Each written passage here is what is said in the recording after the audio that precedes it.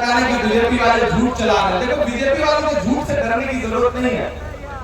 उनके जो नेता हैं वो दुनिया के सबसे बड़े एक्टर हैं। हमारा ड्यू आपके पास पहले 5 साल का ड्यू आप वो भी सुनाऊंगा, वो बिल्कुल सुनाऊंगा। चाचा ने कहा कि ड्यू है, पहले उसका सुनाओ, फिर आज जो आएगा उसका सुनाओ, फिर कल को जो आना है उसका सुनाओ। ये मेवात है साहब, मतलब एक ही बार में सारे हिसाब चुकता करने का हुनर जानता है मेवात। मैं मेवात को सलाम करता हूँ, बहुत शुक्रिया। मैंने कहा ना भाजपा के झूठ के चक्कर में नहीं आना। वो पिछले दिनों प्रधानमंत्री साहब पार्लियामेंट में स्पीच कर रहे थे, सामने खड़े होकर बोले बताओ कांग्रेस वालों तुमने 70 साल में क्या बनाया। इधर से मैं खड़ा हो गया, मैंने सोचा मैं बताऊं, पीछे दीपेंद्र हुड्डा भाई बैठे थे, बोले इमरान भाई मत बताओ, जो बताओगे उसको भी बेच देंगे, इनका काम सिर्फ बेचने का है, इनको मत बताओ। और ये जो भाजपा वाले आकर के 70 साल का हिसाब पूछते हैं, मैं तो फिरोजपुर झिरका के बड़गली चौक पे खड़ा होकर कहना चाहता हूं कि अरे भाजपाइयों, आप हमसे 70 साल का हिसाब पूछते हो, आप अपने गिरेबान में झांको। जो भारतीय जनता पार्टी की सरकार अपना चलाया हुआ 2000 का नोट 60 साल नहीं चला सकी, वो हमसे 70 साल का हिसाब वो सारे नारे झूठे थे। याद है वो नारा भाइयों बहनों, याद है वो नारा, खजाने की चाबी मेरे हाथ में सौंप दो, मैं देश नहीं लुटने दूंगा। याद है वो नारा, चौकीदारी करूंगा। अब तो मैं पार्लियामेंट में भी खड़ा होकर उनसे सवाल पूछता हूं कि कहां सोया है चौकीदार, कहां सोया है चौकीदार। मुझे लगना चाहिए कि मैं उसी फिरोजपुर झिरका में उसी बड़गली चौक पर खड़ा हूं जहां पिछली बार आया था। वही जोश वही जज्बा है कि कहां सोया है चौकीदार, कहां सोया है चौकीदार। आप क्यों खड़े होने लगे? मैं तो यहाँ जो खड़े हैं उनको भी चुनाव में बैठाने के चक्कर में आया हूँ, आप क्यों खड़े हो रहे हैं? आप बैठ जाओ। हो सकता है आज की इस रैली के बाद जो एक आध दो आजाद घूम रहे हैं वो बैठ भी जाए, कोई मुश्किल काम नहीं है।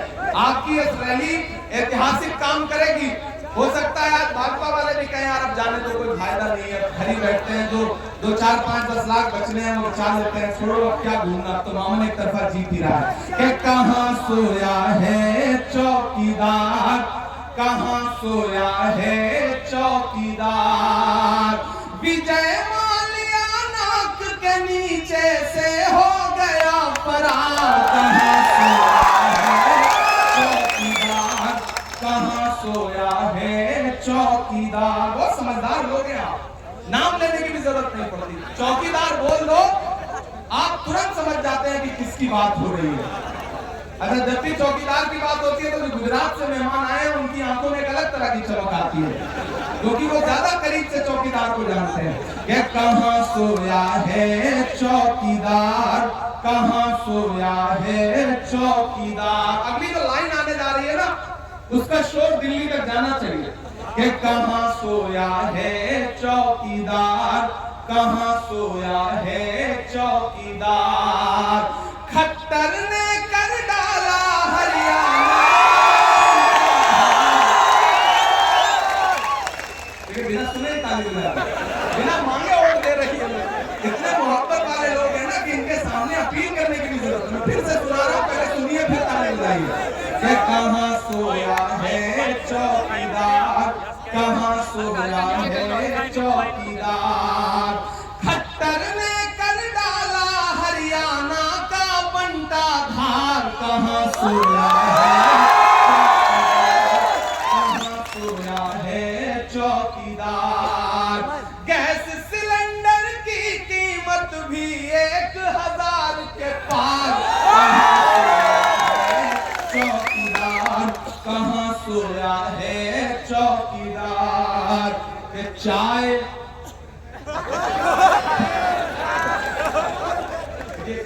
चाय आ जा रही है, आपको स्वाद आ जा रहा है, ये कमाल है। चाय बेचने वाला पूरा भारत बेच रहा है। सही कह रहा हूं कि नहीं कह रहा हूं? सही कह रहा हूं कि नहीं कह रहा हूं? सही कह रहा हूं तो आपकी तालियां तैयार रहे जो मैं कहने जा रहा हूं कि चाय बेचने वाला पूरा भारत बेच रहा है। इसी काम में हासिल से महारत बेच रहा है कि रेल बिक गई, तेल बिक गया, बिका हवाई अड्डा। अगली लाइन में बजा दी, एडवांस पेमेंट चल रहा है। ये मोहब्बत है आपकी, सलाम करता हूँ। अगली जो लाइन आने जा रही है ना, उसमें एक नाम आएगा, वो नाम सुन के आपके दिल में गुदगुदी पैदा होगी, तो उसे तालियों में बदल के उसे दिल्ली तक पहुंचा देना कि रेल बिक गई, तेल बिक गया, बिका हवाई अड्डा। तैयार है ना? कि रेल बिक गई, तेल बिक गया, बिका हवाई अड्डा। सब कुछ बिकता देख के खुश है अपने जेपी नड्डा। कि जनता महंगाई की मारी, जनता महंगाई की मारी करती हाहाकार। कहां सोया है चौकीदार, कहां सोया है चौकीदार।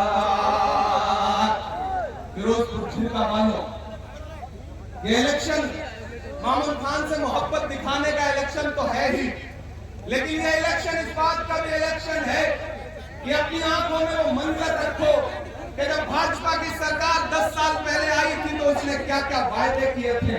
लेकिन इसी सिंघू बॉर्डर पे, हरियाणा और दिल्ली के बॉर्डर पे बैठे हुए 700 किसान, उनके सरों पे भाजपाई पुलिस की बरसती हुई लाठियां आप सबकी जहन में है। उसे याद रखो, कीमत तो बहुत बढ़ गई शहरों में धान की, लेकिन विदा न हो सकी बेटी किसान की। मौका मिला तो लोगों ने कुर्सी के वास्ते तस्वीर ही बिगाड़ दी हिंदुस्तान की। ये इलेक्शन उन किसानों पर बरसी हुई लाठियों के बदला लेने का इलेक्शन है। ये इलेक्शन हरियाणा के उन नौजवानों के अरमानों के टूटने के बदला लेने का इलेक्शन है कि जब यहाँ का जवान रात के सुबह के 4 बजे उठ करके सेना में भर्ती होने के सपने सजा करके मेडिकल की तैयारी करता था, लेकिन भाजपा की सरकार ने अग्निवीर ला करके हरियाणा के नौजवानों के सपनों को चकनाचूर करने का काम किया है। इस बात का बदला लेने का इलेक्शन है। प्रधानमंत्री जी नारा देते हैं बेटी बचाओ बेटी पढ़ाओ, लेकिन याद रखो हरियाणा वालों कि ये नारा देने वाली भाजपा पार्लियामेंट से महज 500 मीटर की दूरी पर जंतर मंतर है। जब हरियाणा की बेटियां, ओलंपिक लाने वाली बेटियां, हरियाणा का सम्मान बढ़ाने वाली बेटियां अपना हक मांगने के लिए जंतर मंतर पर बैठी, तो बेटी बचाओ बेटी पढ़ाओ का नारा लगाने वाली भाजपा सरकार में पुलिस ने उन्हें जंतर मंतर पर घसीटने का काम किया। प्रधानमंत्री जी ने लाल किले की प्राचीर से नारा दिया, भाषण दिया कि हमें बेटियों के उत्थान के लिए, महिलाओं के उत्थान के लिए बात करनी है। और जिस दिन 15 अगस्त को वो लाल किले की प्राचीर से भाषण दे रहे थे, उसके महज 2.5 घंटे बाद उनके गृह राज्य गुजरात में बिल्किस के दोषी जेल से छोड़ करके माला पहना के सम्मानित किए जा रहे थे। ये है भाजपा के बेटी बचाओ बेटी पढ़ाओ नारे का सच। मेरे भाई मामन साहब इधर आइए। जिन्हें ये लगता है कि साजिश करेंगे, खुराफात करेंगे और मामन का नुकसान करेंगे, मैं तो उनको कहना चाहता हूं कि दायरे में सिमट के आएगा। तैयार रहना, तो मैं कहने जा रहा हूं आज से फिरोजपुर झिरका के एक मोबाइल में 4 मिसरे रहने चाहिए। आप बैठ रहे हो, खड़े क्यों हो? बैठ कर भी सुन सकते हो। दायरे में सिमट के आएगा, हर रवायत से हट के आएगा। चौथी लाइन पे कसम है कि हाथ तो कोई खामोश नहीं रहेगा कि दायरे में सिमट के आएगा, हर रवायत से हट के आएगा। आंधियों को जरा खबर कर दो, आंधियों को जरा खबर कर दो, शेर वापस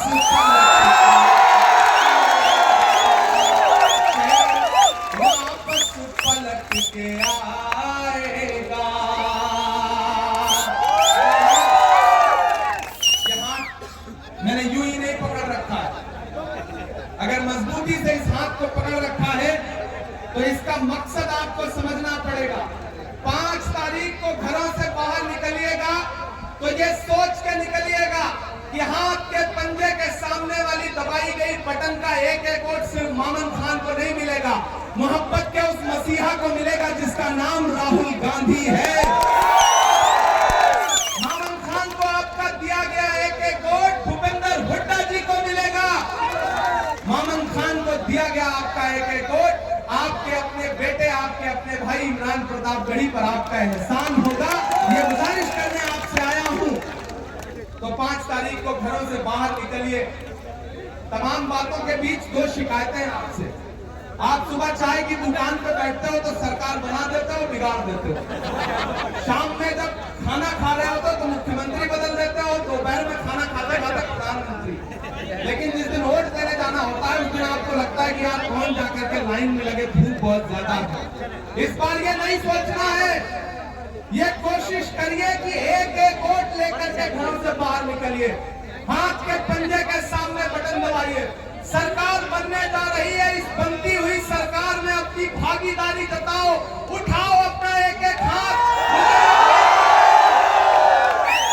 यकीन दिलाओ कि आने वाली 8 तारीख को जब रिजल्ट आएगा तो फिरोजपुर झिरका का रिजल्ट हरियाणा की तारीख में एक नया इतिहास लिखेगा ना। 5 तारीख को घरों से निकलोगे ना, एक एक वोट हाथ के पंजे पर देके आओगे ना, मोमिन को जिताओगे ना, कांग्रेस की सरकार बनाओगे ना। बहुत शुक्रिया। इंशाल्लाह 5 तारीख के बाद 8 को रिजल्ट आएगा, मेरी नजरें यहाँ पर होंगी और उसके बाद मैं फिर आपके बीच में आऊंगा। और इस बार आप इन्हें एमएलए बना के भेजो, हो सकता है हम इन्हें कुछ और बना के वापस भेजें। और जो पिछली बार वादा किया था ना, उसको देर से पूरा कर रहा हूं, लेकिन इतना कह रहा हूं कि जिस बूथ पर आपकी भी जिम्मेदारी है। 5 साल में आपने एक आध बार जिद की होती तो मैं आ ही गया होता। इस बार आप कोशिश करना मोमिन भाई कि जिस बूथ पर सबसे ज्यादा वोट से आप जीतो, मुझे खुद वहां एक आध बार चाय पीने के लिए ले चलना। जब आप चाहोगे मेरे घर आ जाना, मुझे अपनी गाड़ी में बिठाना और फिरोजपुर झिरका फरकली चौक लेकर के आ जाना। मैं यहाँ के लोगों से, यहाँ के मोहब्बत करने वालों से मिलूंगा, इंशाल्लाह आपका शुक्रिया अदा करूंगा। मोमिन की जीत आपकी जीत होगी, मोमिन की जीत मेवात की जीत होगी। बहुत शुक्रिया।